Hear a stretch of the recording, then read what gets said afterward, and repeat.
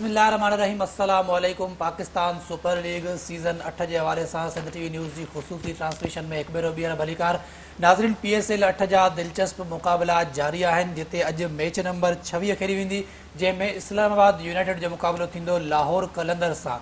गुज़िरियल ॾियारे जेका अहम मैच थी, जेका कोयटा जे लाइ डू एंड डाई वारी सिचुएशन हुई, उन में 240 रन्सुनि जो पहाड़ जेतिरो हदफ़ मिलियो पेशावर ज़ल्मी पारां कोयटा ग्लैडिएटर्स के। कोयटा जे लाइ जेका मैच इंतहाई अहम हुई, उन्हनि खे खटणु लाज़मी हुई। उन्हनि में PSL हिस्ट्री जो रिकॉर्ड चेज़ थियो आहे। 241 रन्सूं हुननि चेज़ कयूं आहिनि सिर्फ़ु 18 पॉइंट 2 ओवरनि में। क्रेडिट वञे थो सिधो संग जेसन रॉय ॾे, जंहिं 63 बॉलनि में 145 रन्सूं स्कोर कयूं आहिनि ऐं ॿियनि प्लेयरनि में हुनजो थोरो थोरो साथ ॾिनो आहे। जेकॾहिं बैटिंग की ॻाल्हि था कयूं त पेशावर ज़ल्मी पहिरां बैटिंग कई ऐं पेशावर ज़ल्मी 240 रन्सूं स्कोर कयूं। जेकॾहिं पाण स्कोर कार्ड ॾिसूं पेशावर ज़ल्मी जो, त कहिड़े तरीक़े सां हुननि पंहिंजी इनिंग खेॾी आहे, त पेशावर ज़ल्मी पारां साइम अयूब 34 बॉलनि ते 74 रन्सूं स्कोर कयूं, बाबर आज़म 65 बॉलनि ते 115 रन्सूं ठाहियूं। उनखां अलावा रोमन पावल आयो जंहिं 18 बॉलनि ते 35 ऐं टॉम कोलर कैडमोल 70 रन्सूं ठाहियूं। अहिड़े तरीक़े सां हीअ टीम 240 रन्सूं ठाहिण में कामयाब थी वई। जवाब में जेकॾहिं पाण कोयटा जो स्कोर कार्ड ॾिसूं त कोयटा कहिड़े तरीक़े सां इहे चेज़ कयो आहे, त जेसन रॉय 63 बॉलनि ते 145 रन्सूं ठाहियूं, मार्टिन गप्टिल 8 बॉलनि ते 21, 22 बॉलनि ते 26 ठाहियूं विल स्मिथ, जॾहिं त मोहम्मद हाफ़िज़ चौथे नंबर ते बैटिंग लाइ आयो ऐं हुन 18 बॉलनि ते 41 रन्सूं ठाहियूं। अहिड़े तरीक़े सां 18 पॉइंट 2 ओवरनि में 241 जो जेको हदफ़ आहे उहो पूरो कयो आहे कोयटा ग्लैडिएटर्स। ऐं कोयटा जी जेका स्कोर आहे 243, उन मां 200 रन्सूं सिर्फ़ु ऐं सिर्फ़ु बाउंड्रीज़ सां स्कोर थियूं आहिनि, जंहिंमें 10 छक्का आहिनि, जॾहिं त 30 चौका शामिल आहिनि। ओवरऑल पाण इन मैच ते ॻाल्हाईंदासीं, इन ते ॻाल्हि ॿोल कंदासीं। हिन वक़्तु स्टूडियो में जॉइन कयो आहे स्पोर्ट्स जर्नलिस्ट आहिनि परवेज़ चांडियो साहब, जॾहिं त सीनियर स्पोर्ट्स जर्नलिस्ट आहिनि ज़ुबैर नज़ीर साहब। साहब दोनों का बहुत शुक्रिया प्रोग्राम में वक्त देने के लिए। परवेज़ साहब, सब खां पहिरियों तव्हां ॾे ईंदुसि, कीअं था ॾिसो गुज़िरियल ॾियारे जेका मैच थी आहे, हिकिड़ो रिकॉर्ड ठहियो आहे, 240 रन्सूं चेज़ थियूं आहिनि। यकीनन ही PSL में शायदि फर्स्ट टाइम जेको आहे सो चेस थियो आहे, एॾो वॾो मार्जिन जेको मतिलबु कि टोटल जेको आहे ॾिसो T20 जी क्रिकेट तमाशाई जेके या TV ते जेके ॾिसंदड़ आहिनि उहो इहो ई ॾिसणु था चाहिनि। त जॾहिं तव्हांजी T10 में जॾहिं 160-170 रन्सूं ठही सघनि थियूं, त why not in T20 cricket. ऐं इहो क्रिकेट जो T20 क्रिकेट जो हुसन आहे। इहो क्रिकेट जो खे जेको आहे न मुंहिंजे हिसाब सां जेको स्पेक्टेटर आहे या जेको ग्राउंड ते ॾिसणु वञे थो या TV ते ॾिसे थो, उनखे मैग्नीफाई कंदो। ऐं कल्ह जो मैच मुंहिंजे हिसाब सां तमामु हिकिड़ो बहितरीनु क्रिकेट मैच हुयो। ठीकु आहे, हार जीत थींदी रहंदी आहे, इट वॉज क्लिफ हैंगर ऐं तमामु बहितरीनु मैच रहियो। ऐं eventually Quetta emerge as a winner. Quetta emerge as a winner. Sir क्या कहेंगे, कोयटा ग्लैडिएटर्स जिनको जीतना था, अहम मैच था, उनके लिए मैच लाजमी जीतना था, अब उनके लिए हारने का कोई मौका नहीं है। क्या लगता है अब भी उनके पास कोई रे ऑफ होप, थोड़ी सी उम्मीद की किरण है ऊपर जाने की, प्ले ऑफ में क्वालिफाई करने की? जमशेद, जाहिर है कि T20 क्रिकेट है, T20 क्रिकेट में कोई चीज़ हुर्फ़ आखिर नहीं होती। आपने अभी इसी लीग में देखा PSL के अंदर के कोयटा ही की एग्जाम्पल ले लेते हैं कि किस तरीके से डाउन था लेकिन किस तरह से कमबैक किया उसने।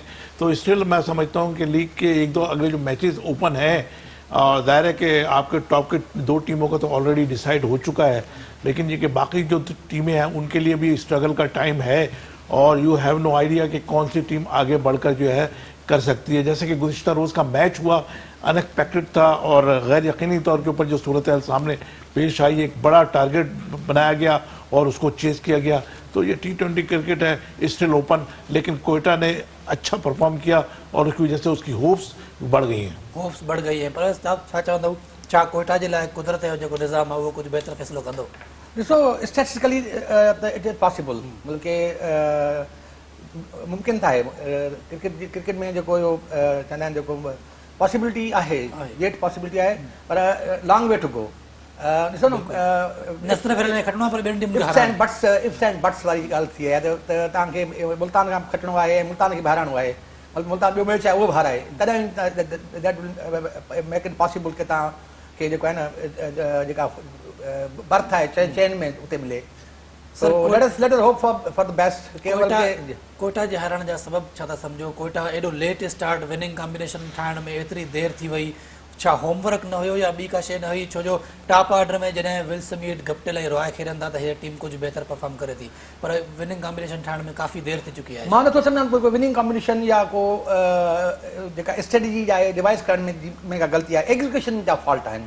जॾहिं तव्हांखे हिकिड़ी स्ट्रेटजी मिली आहे, तव्हांखे प्लान मिलियो आहे, उन में जेका एग्जीक्यूशन जेका आहे न उहा प्रॉपर न थी आहे या उहा उन थ्योरी मूजिबि न थी आहे। तव्हांजो जेको आहे, जेको तव्हां वेही करे मैनेजमेंट सेट कयो, टारगेट सेट कया, उहे टारगेट अचीव न थी सघिया आहिनि बॉलर ऐं बैट्समैन खां। उन्हनि खे एक्सपेक्टेशन हुई त शायदि हर मैच में गप्टिल ऐं रॉय सां रन्स करे ॾींदा। ॾिसो तव्हां ॾिसो जेके कोटा 3 मैच खटिया आहिनि, हिकिड़े माण्हू मतिलबु के उन इंडिविजुअल परफॉर्मेंस टीम परफॉर्मेंस नज़र न आई आहे कोटा जी तरफ़ां। गप्टिल जूं हिकिड़ी सेंचुरी हुई, 83 रन्सनि जी इनिंग, ऐं जेसन रॉय जी जेका आहे शानदार इनिंग 145 रन्सनि जी आहे, 143 रन्सनि जी, त मैच तॾहिं कोटा खटियो आहे। सर कोयटा ने कमबैक तो किया है कहीं ना कहीं इस टूर्नामेंट में शायद, लेकिन अब बहुत देर हो चुकी है। विनिंग कॉम्बिनेशन बनाने में इतनी देर हो गई या फिर कोई और मसाइल थे कोयटा के लिए? नहीं, कॉम्बिनेशन तो देखिए मैंने पहले भी आपसे कहा था कि कोयटा का कॉम्बिनेशन तो बना नहीं था, ठीक है ना। कल जो कुछ हुआ वो अनएक्सपेक्टेड था, कोई ऐसी होप्स नहीं, इंडिविजुअल परफॉर्मेंस थी, इंडिविजुअल परफॉर्मेंस थी। और सबसे बड़ी बात है, ले दे के जो है बदनाम जमाना पिंडी की विकेट जो है उसका बहुत बड़ा किरदार है। तो उसमें आप कोयटा को आप नहीं कह सकते। जाहिर है कि आपने देखा कि पेशावर ने भी एक अच्छी इनिंग खेली और ये के बाद में जिस तरह से जेसन रॉय ने जो बैटिंग की, तो आपकी बात बिल्कुल दुरुस्त है कि इंडिविजुअल इनिंग्स मौजूद थी। उस तरफ बाबर आजम को ले लीजिए, साइम को ले लीजिए, इस तरफ जैसन को ले लीजिए, फिर हफीज़ ने भी परफॉर्म किया। तो मैं समझता हूँ कि विकेट को बड़ा किरदार जाता है। सर हमारे कुछ सीनियर सहाफ़ी भाई तनकीद कर रहे हैं बाबर आजम के ऊपर इस वक्त, आप क्या कहेंगे उनके हवाले से? क्योंकि वो इस वक्त ये बात कह रहे हैं कि ना सिर्फ हम तनकीद कर रहे हैं, वो कह रहे हैं अगर हम तनकीद करते तो फिर लोग बोलते कि शायद फलां सहाफ़ी है किसी की साइड ले रहा है। लेकिन जो कमेंटेटर्स हैं वो भी ड्यूरिंग द मैच जब बाबर आजम सेंचुरी के करीब थे तो वो ये कह रहे थे कि बाबर आजम 80 रन बनाने के बाद 100 तक पहुंचने में उसने 16 गेंदें ज़ाया क्यों की। जब एक सेट बैट्समैन था, अगर वो तेज़ खेल रहा होता तो शायद ये जो स्कोर था 240 270 भी हो सकता था, क्योंकि जिस तरीके से पिच थी अभी भी 10 गेंदें बाकी थी कोयटा ने जब चेस किया है। तो जो साइमन डूल ने सबसे पहले अल्फाज कहे बाबर आजम के हवाले से वो सुनते हैं। पहली बात तो ये कि बाबर के हवाले से अगर बात की जाए तो बाबर को कंट्रोवर्सी में इन्वॉल्व किया गया, उसको मुतनाज़ा बनाने की कोशिश की गई, बाकायदा तौर के ऊपर बाकायदा मुनज़्ज़म अंदाज में। नहीं है बिल्कुल जी, एक तो होती है कि इंडिविजुअल कैपेसिटी में, जैसे सरफराज की एग्जांपल ले लें, सरफराज की परफॉर्मेंस ख़राब थी, सब ने उसको तनकीद का निशाना बनाया।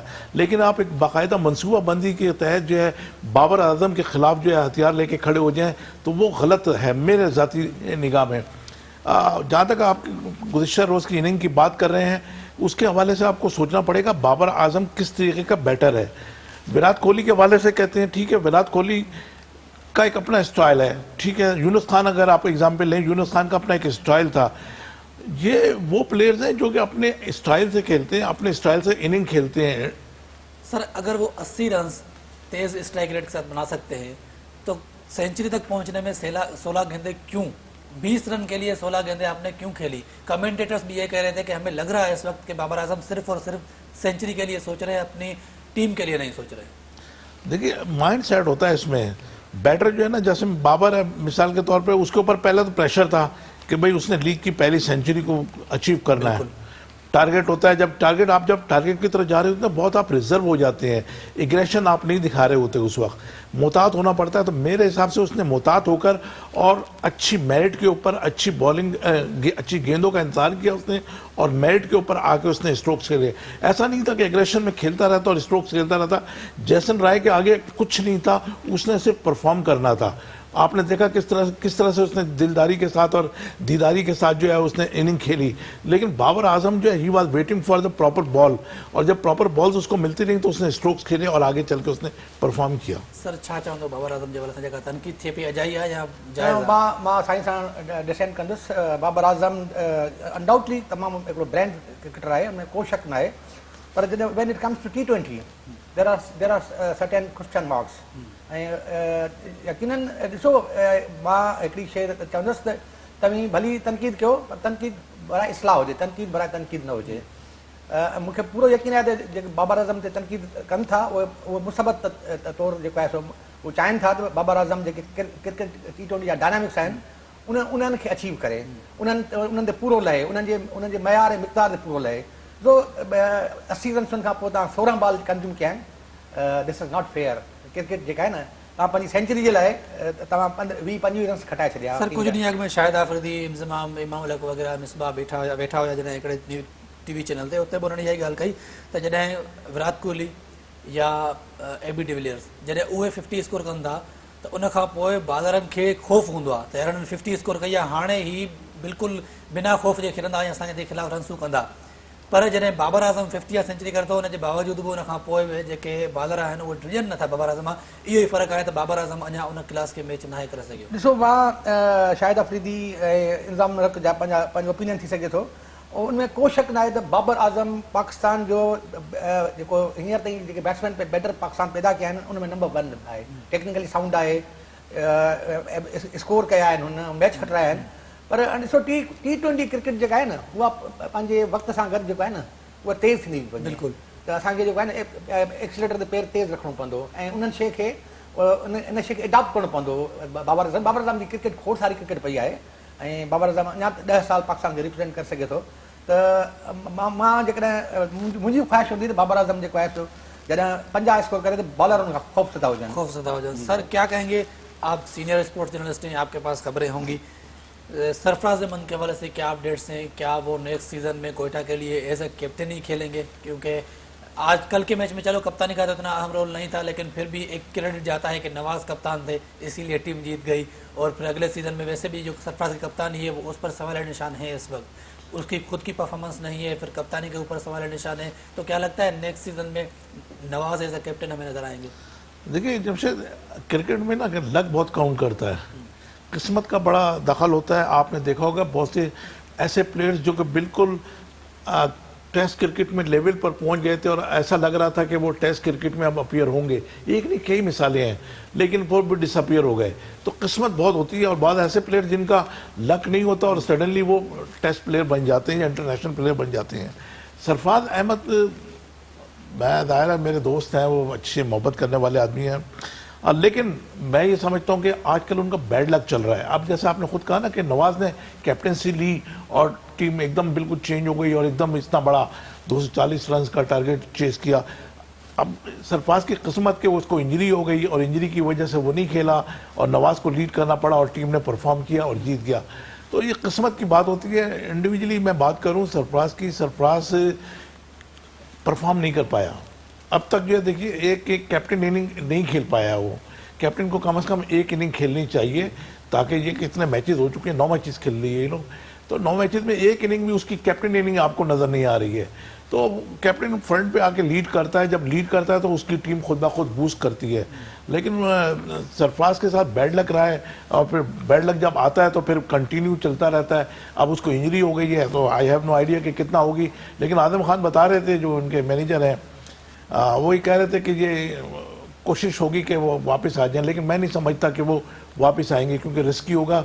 अब दायर है कि टीम ऑलमोस्ट आउट ही हो चुकी है, ऑप्शंस ही हैं तो सरफराज के लिए। लेकिन आइंदा जो है ना, मैं समझता हूँ कि सरफराज को जो है रज़ाकाराना तौर के ऊपर जो है ना कप्तानी से अपने आप को अलहदा कर लेना चाहिए। एज ए प्लेयर, जैसे बिस्मा मारूफ की एग्जाम्पल आपके पास वीमेन क्रिकेट में है कि उसने देखा कि मैं एज ए कैप्टन जो है परफॉर्म नहीं कर पा रही। विराट कोहली की मिसाल हमारे साथ विराट है, विराट ले लिया, मैं पाकिस्तान की दे रहा था, बिस्मा को कह दिया मैंने। विराट है, विराट परफॉर्म नहीं कर रहा, कंसंट्रेशन बढ़ जाती है उसके साथ, फिर क्योंकि रिस्पॉन्सिबिलिटी ज़्यादा होती है। फिर आपने देखा होगा कि सरफराज का बिहेवियर एग्रेशन बाद होगा, हमेशा नहीं चलता, कभी कभी तो आपको ज़रूरत होती है, लेकिन एग्रेशन में आप अपने जो इर्द गिर्द के लोग होते हैं उनको अपना मुखालिफ बना लेते हैं। सर छा चवंदव, जीअं जो रूट विराट कोहली या बिस्मा जी सां इहा ॻाल्हि कई त हुननि कप्तानी छॾी एज़ अ प्लेयर खेॾनि था, छा लॻे थो नेक्स्ट सीज़न में असांखे Sarfaraz Ahmed as a player नज़र ईंदो? ॾिसो, मां इंडोर्स कंदुसि साईं खे त यकीनन सरफराज हिकिड़ो त परफॉर्मेंस नथी थिए, ॿियो इज़ अंडर प्रेशर। टीम जेका 2-3 सालनि खां वठी जेको टीम हाराए रही आहे, उहो बैक ऑफ माइंड में आहे हिकिड़ी शइ। तो सरफराज खे जेकॾहिं वॾी क्रिकेट ॾिसो ॻाल्हियूं हलनि थियूं त Sarfaraz will be future captain of Pakistan test cricket team. त सरफराज खे थोरो कप्तानी तव्हां जेको आहे बिल्कुलु इहा ज़िम्मेदारी खां आजो थियणु खपंदो आहे ऐं एज़ अ प्लेयर जेको आहे सो। पर ॾिसो, असल में साॻे वक़्तु कोयटा ग्लेडिएटर्स जो ब्रांड आहे सरफराज, पर हाणे 8 एडिशन आहे, 8 एडिशन में कप्तान रहियो आहे। हाणे हुनखे इन ज़िम्मेदारी खां आजो करे उनखे परफॉर्मेंस ते ध्यानु ॾियणो वञे। अञा मां अञा थोरो 2 लफ़्ज़ अॻिते चवंदुसि त सरफराज़ T20 क्रिकेट सां हटी वञे, वनडे ऐं टेस्ट क्रिकेट ते। जी जी सर, छा चवंदव जहिड़े तरीक़े सां ॿियनि टीमुनि जा असां ओपनर ॾिसूं था, स्पेशली जेकर इंग्लैंड जे असां ओपनरनि जी ॻाल्हि कयूं त इंग्लैंड जा ओपनर जहिड़े तरीक़े सां मैच खेॾनि था, ऐं मैच खे फिनिश करणु ॼाणनि था। असांजे ओपनरनि खां जॾहिं सवाल कयो वेंदो आहे तव्हां ओपनर आहियो, तव्हांखे मैच फिनिश करणु घुरिजे, त हू मिसाल ॾींदा आहिनि 2 या 3 मैचनि जो। अगेंस्ट साउथ अफ्रीका हुननि मैच कंप्लीट कई, 10 विकेटनि तां खटी। उनखां अलावा भारत ख़िलाफ़ु हिकु असां मैच खटी ऐं हिकु असां खटी इंग्लैंड ख़िलाफ़ु। उन्हनि 3 मैचुनि खां अलावा पाकिस्तान जा जेके ओपनर आहिनि उन्हनि वटि कोई अहिड़ो मिसाल मिले नथो मैच फिनिश कजे। पोइ सवाल कबो आहे उन्हनि खां त पोइ थींदा आहिनि नाराज़। पर तव्हां जेकॾहिं गुज़िरियल ॾियार जेका मैच ॾिसो, जहिड़े तरीक़े सां फिनिश कयो आहे ओपनर, जेकॾहिं हिकु भेरो ॿीहर पाण स्कोर कार्ड ॾिसूं, ऐं स्कोर कार्ड ते तव्हां जेकॾहिं पाण ॻाल्हायो, जहिड़े तरीक़े कोयटा ग्लैडिएटर्स जो स्कोर कार्ड आहे त कोयटा पारां 145 रन्सूं ठाहियूं आहिनि 63 बालनि में जैसन राय। सर, कीअं था ॾिसो इहो जेको असां वटि ईअं थींदो आहे त नसीम शाह आख़िर में 2 छक्का हणी करे खटाए वेंदो, कॾहिं नवाज़ जो कैमियो असांखे कमु अची वियो, कॾहिं आसिफ अली जा 2 छक्का कमु अची विया। मतिलबु असांखे ओपनर करे फिनिश करणु। ॾिसो, historically batting has been the problem of Pakistan cricket team. वो टेस्ट क्रिकेट हुजे, तव्हांजी वनडे हुजे या तव्हांजी T20 क्रिकेट हुजे, तो परसेवरेंस ऐं कंसिस्टेंसी खोट आहे, उनमें को शक न आहे। जहिड़ी तरह वेस्ट इंडीज़ टीम जीअं कंदी आहे, बिहेव कंदी आहे, तीअं पाकिस्तानी प्लेयर्स जो साॻियो रवैयो आहे। तो यकीनन इन्हनि खे जेको आहे सो जेको फुटप्रिंट्स आहिनि जेके सेट कया आहिनि इंग्लैंड टीम खे फॉलो करणु खपंदो आहे। उनमें जीअं इंडियन टीम्स जी परफॉर्मेंस में हिकिड़ो आहे, मतिलबु यूनिफॉर्मिटी आहे, हिकिड़ो तसलसल आहे, हिकिड़ी कंटिन्यूटी आहे, उनखे मेंटेन करणु खपंदो आहे। ऐं इहो ॾिसो, इहो सॼो कमु जेको टीम मैनेजमेंट आहे उनजो आहे। टीम मैनेजमेंट उन्हनि खे साइकोलॉजिकली तयारु करे हिननि शयुनि जे लाइ। मुंहिंजे हिसाब में सेशन थियणु खपंदा आहिनि। सर, केतिरो ख़ुशाइंद रहियो जैसन राय लाइ त उहो बांग्लादेश वियो, बांग्लादेश ख़िलाफ़ु सीरीज़ खेॾी आयो, त हिन सेंचुरी स्कोर कयो, हुनखां पोइ टीम में कमबैक कयो कोयटा में, हुन में ऐं अचण सां ई हुन इहो स्कोर कयो। जैसन राय जी जेका इनिंग आहे इहा सालनि ताईं एटलीस्ट फॉर डिकेड यादि रहंदी आहे। बिल्कुलु। ऐं कोयटा ग्लेटर्स खे त कोयटा ग्लेटर्स जो हिकिड़ो ईअं सम्झो त हिकिड़ो उत्साह, हिकिड़ो इंस्पायरेशन हूंदी जॾहिं बि मैच खेॾणु ईंदा त चवंदा जैसन राय जहिड़ी इनिंग असांखे खेॾारे ॾेखारियो। सर, साइम अयूब के हवाले से क्या कहेंगे? साइम अयूब को आप देख रहे हैं अगेंस्ट अफगानिस्तान जो सीरीज आ रही है, उसमें साइम अयूब को सिलेक्ट होता हुआ देख रहे हैं? देखिए, साइम अयूब बहुत टैलेंटेड है, इसलिए नहीं कि उसने गुज़िश्ता इनिंग जो खेली है उसकी वजह से मैं कह रहा हूँ, लेकिन मैं इससे पहले भी इसका कह चुका हूँ। साइम को जब अंडर 19 में था तब से मैं देख रहा हूँ इसको, ये अच्छा परफॉर्म कर रहा है, कंटिन्यूसली परफॉर्म कर रहा है और बहुत क्लासिकल बैटर है ये। और मैं समझता हूँ कि ये पाकिस्तान क्रिकेट टीम का जो ना फ्यूचर होगा। और सर, ऐसे कम ही बैट्समैन होते हैं जो बाबर के साथ बैटिंग कर रहे हैं और बाबर से ज्यादा हमें उनका खेल देखते हुए मजा आता है। उसका आपने स्टाइल देखा होगा, किस तरीके से मेरिट के ऊपर खेल रहा होता है और उसका कॉन्फिडेंस लेवल आप देखिए। इसी मौके पर मैं बताऊंगा, दूसरे बैटर होते हैं, देखिए आप प्रेशर में आ जाते हैं, वो प्रेशर नहीं लेता। सबसे बड़ी बात यह कि यंग बॉय है और उसके बावजूद वो प्रेशर नहीं लेता और बॉल को मेरिट के ऊपर खेलता है। तो मैं समझता हूँ कि इन फ्यूचर उसका टैलेंट जो है ना उसको बहुत आगे लेकर जाएगा। सर, साइम अयूब जे हवाले सां हिकिड़ी कमेंट कजो। साइम अयूब खे जॾहिं असां ओपनिंग में खणंदे ॾिसूं था त साइम सुठी इनिंग खेॾे थो, या वरी जॾहिं ओपनर हारिस ऐं बाबर अचनि पिया त उहे जल्दी आउट पिया थियनि, त उन ॾींहुं बि साइम अयूब स्कोर करे पियो। पर जंहिं ॾींहुं बाबर ऐं हारिस जेकॾहिं उहे 7-8 ओवर खेॾी पिया अचनि, उनखां पोइ 8 ओवर में साइम अयूब जी बैटिंग अचे पई त हू स्ट्रगल कंदे नज़र अचे पियो।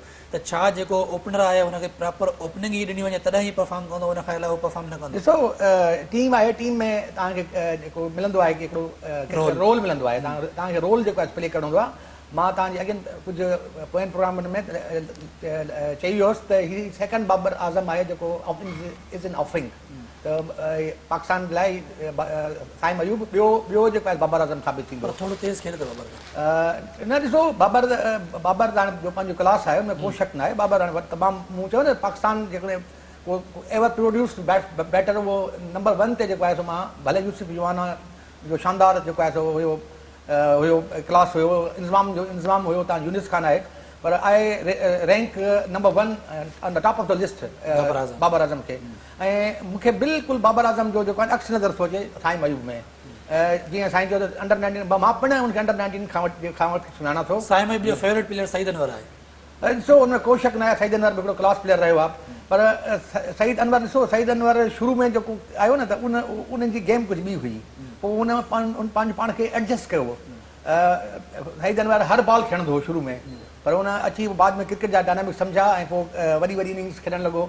त उनमें को शक न आहे, साइम अयूब में बाबर अज़म जी झलक बि आहे त साॻियो सईद अनवर जी झलक आहे। तो सिंथेसिस आहे, ज़बरदस्त सिंथेसिस आहे। सर आप दोनों से मेरा सवाल होगा इंग्लिश प्लेयर्स के हवाले से। इंग्लैंड जा जेके बैट्समैन आहिनि सर, रावलपिंडी में अभी रिसेंटली जो टेस्ट मैच हुआ था, पहले दिन ही 506 रन बना लिए उन्होंने, और T20 में कल जिस तरीके से जेसन रॉय खेले या जो दूसरे जितने बल्लेबाज इंग्लैंड के खेलते हैं, तो क्या ऐसी क्या अप्रोच है उनकी जिस तरीके से वो खेलते हैं, और पाकिस्तानियों में या दूसरों में वो अप्रोच अभी तक हमें नज़र क्यों नहीं आती? देखिए, आप इंग्लैंड की अगर बात करें, इंग्लैंड मदर उनकी ज़मीन है, क्रिकेट उनकी ज़मीन है, वहाँ क्रिकेट खेली जाती है। और दूसरा ये कि अगर कंपेयर से दूसरी टीमों से आप करें ना, तो इंग्लैंड वाले जो है, मुझे ये लगता है कि बहुत ज़्यादा प्रोफेशनल होते हैं वो, हर चीज़ उनकी प्रोफेशनल होती है। सिर्फ ये कि नहीं, क्रिकेट से रिलेटेड चीज़ें जो होती हैं वो भी प्रोफेशनल अंदाज में लेते हैं। हमारा फोकस सिर्फ बॉलिंग, बैटिंग और फील्डिंग के ऊपर होता है, वो ऑफ द फील्डिंग जो है ना, वो चीज़ें भी प्रोफेशनल अंदाज में करते हैं। तो मैं समझता हूँ कि उनकी फिजिकल फिटनेस बड़ा काउंट करती है, साइकोलॉजिकल इम्पैक्ट आते हैं, उनका कॉन्फिडेंस लेवल बहुत ज़्यादा है। अब जेसन रॉय की बात अगर आप बात करें, तो कल जो उसने इनिंग खेली है, आप देखिए कितना कॉन्फिडेंस के साथ। अगर ऐसा होता है कि इतना एक बड़ा ह्यूज आपके पास टारगेट हो, उसको अचीव करने के लिए आप प्रेशर में आते हैं, प्रेशर में नहीं आया, आती उसने जिस तरह से स्ट्रोक खेले तो प्रेशर को रिलीज किया, जब प्रेशर को रिलीज किया तो बॉलर्स को तहस नहस कर दिया। तो it was the part of planning के तहत वो आया और प्रेशर रिलीज करके उसने सारी चीज़ें जो ना उड़ा के रख दी। तो मैं समझता हूँ इंग्लैंड के प्लेयर जो है वो कंबाइंड होकर खेलते हैं और कॉन्फिडेंस के साथ खेलते हैं, उनका लेवल बहुत शानदार है। हाशिम आमला के एक एग्जाम्पल, साउथ अफ्रीका, उसका भी वही लेवल है, वो भी उसी तरीके से आप देखिए कि प्रेशर नहीं लेता, वो आता है, स्ट्रोक खेलता है और अपने आप को विन करके ले जाता है। सो इंग्लैंड जो जेको मतलब क्रिकेट जेका कुछ साल पहिरां ताईं इंग्लैंड एतिरी तेज़ न हुई। ऑर्थोडॉक्स आहे, अञा ते अच्छा उन्हनि जी सोच खां तब्दील कई आहे, उहो उन्हनि जो ब्रैंडन मैकलम आहे। सो ब्रैंडन मैकलम उहो प्लेयर आहे जंहिं पाकिस्तान जे ख़िलाफ़ हिकिड़े टेस्ट मैच में काया पलट करे छॾी, मतिलबु कि 10 रन्स जी एवरेज सां जेको आहे खेॾियो आहे, उहो साॻियो जेको माइंड सेट खणी उहो आयो आहे इंग्लैंड टीम में। इंग्लैंड टीम खे उन जेको आहे सो उन हिकिड़ी स्ट्रेटजी ॾिनी आहे, हिकिड़ो प्लान ॾिनो आहे, बाबा अग्रेसिव क्रिकेट खेॾो। अच्छा सर, कुछ साल अॻु में ताईं छा असां इहो तव्हां सोचे सघो पिया त केरु टेस्ट जे पहिरें ॾींहं ताईं 506 रन उठाईंदो? ॾिसो, इहो इनमें सॼी जेका जेको प्लान आहे उहो कंहिंजो आहे, ब्रैंडन मैकलम जो आहे। बेन स्टोक्स भी आहे, बेन स्टोक्स। ॾिसो त मां हुन सां सहमत आहियां, पर हिन जेको इंग्लैंड जी टीम में जेका काया पलट जेका तव्हां ट्रांसफॉर्मेशन ॾिसो पिया, इन्हनि जे पुठियां मूंखे जेको आहे सर टाइम तमामु घटि आहे, मां चाहींदुमि आख़िर में थोरो जेकॾहिं PSL खां हटी करे पाण सिंध प्रीमियर लीग जेका थिए पई उनजे हवाले सां हिकिड़ी ॿई तव्हां कमेंट कजो। सर सबसे पहले सिंध प्रीमियर लीग के हवाले से कुछ अगर आप कमेंट करना चाहें। देखिए, मेरी ज़ाती राय है कि सिंध प्रीमियर लीग जिस तरह से होने के लिए जा रहा है और जिस तरह से उसके लिए सरमाया मुख्तस किया जाएगा, जो फंड्स मुख्तस किए जाएंगे, वो एक एंटरटेनमेंट के तौर पे तो हो सकता है, लेकिन उसका क्लैश जो है PCB के साथ होगा। और दूसरी बात ये कि हमारी बुनियादी मकसद ये होना चाहिए कि हमारे जो लोकल प्लेयर्स हैं, आप उनके लिए कीजिए, उनके लिए स्टेप्स कीजिए। मैं समझता हूँ कि लीग जो सिर्फ पैसे का ज़ाया होगा, खेल तमाशा होगा, इससे हमारे जो लोकल प्लेयर्स हैं, जो हमारे डिस्ट्रिक्ट के लेवल के प्लेयर्स हैं, अंडर 19 के प्लेयर्स हैं, उनको फ़ायदा कुछ नहीं होगा। होना ये चाहिए था कि इब्तिदा में सिर्फ और सिर्फ सूबे की बुनियाद के ऊपर सूबे के प्लेयर्स को आप खिलाते, चाहे उनका लेवल कुछ भी होता है, स्टैंडर्ड कुछ भी होता, तमाम डिस्ट्रिक्ट से प्लेयर्स आप चूज़ करते, उनमें से टीमें बनाते और उन्हीं को खिलाते। नेशनल प्लेयर्स को भी ज़रूरत नहीं है, आपको प्रोविंशियल लेवल के ऊपर आपको प्लेयर्स को ग्रूम करना है। तो मैं समझता हूँ कि प्रोविंशियल लेवल के जो प्लेयर्स हैं उनको ग्रूम करने के लिए लीग्स में सिर्फ प्रोविंशियल जो है प्लेयर्स उनको लाना चाहिए था, टॉप प्लेयर्स को नहीं लाना चाहिए। सर तो मूंखे काफ़ी कंसर्न्स आहिनि सिंध प्रीमियर लीग जे हवाले खां। हिकिड़ो त तव्हां जेके स्टेक होल्डर्स जेके आहिनि, मेजर स्टेक होल्डर आहिनि सिंध जे अंदरि, उन्हनि खे ऑन बोर्ड कोन वरितो आहे, ठीकु आहे, नंबर 1। नंबर 2 जेको आहे सो तव्हां पाकिस्तान क्रिकेट बोर्ड खां उनजो अप्रूवल न वरितो आहे। नंबर 3 तव्हांखे जॾहिं प्रीमियर लीग तव्हां लीग करायो था त तव्हां ते हिकिड़ी लीगल बाइंडिंग आहे त तव्हां ICC जो एंटी करप्शन यूनिट आहे उन खां बि अप्रूवल तव्हांखे वठणी पवंदी आहे।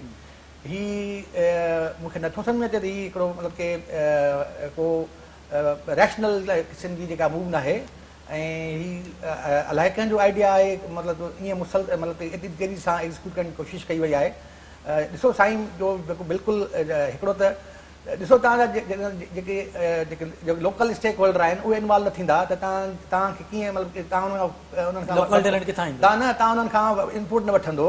तव्हां जेकॾहिं प्लेयर्स जेके सिंध प्रोविंस जे अंदरि जेके प्लेयर आहिनि भले कराची जा हुजनि, सखर जो हुजे, लाड़काने जो हुजे, दादू जो हुजे, खैरपुर यूनिवर्सिटी जो हुजे, मीरपुर ख़ासि जो हुजे, हैदराबाद जो प्लेयर, उनखे जेकॾहिं तव्हां भरपूर चांस न ॾींदो त ही हिकिड़ो बिल्कुलु हिकिड़ी जेका एक्सरसाइज़ आहे that will go into that will sir time खत्म practice टाइम खत्म थी आख़िर में कोई हिकु जल्दी हिकु लफ़्ज़ में ॿुधाइजो इस्लामाबाद यूनाइटेड या लाहौर कलंदर जो मैच लाइ। I will go with Islamabad United. Islamabad United sir. I'll go with Lahore. बहुत शुक्रिया आप दोनों का ट्रांसमिशन में वक्त देने के लिए। नाज़रीन असांजे ट्रांसमिशन जो वक्त पंहिंजे पुॼाइण ते पहुतो। मैच खां पोइ हिकु भेरो ॿीहर तव्हांजी ख़िदमत में हाज़िर थींदासीं। तेसिताईं ॾींदा इजाज़त। अल्लाह हाफ़िज़।